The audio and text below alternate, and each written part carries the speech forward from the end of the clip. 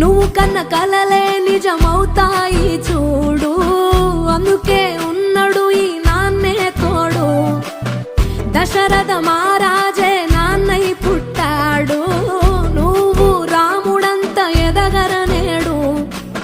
చరితలు ఎన్నడు చూడని మమతల గూడే వీధిరో, సంపద అంటే ఏదో కాదురో, ఇంతకు మించి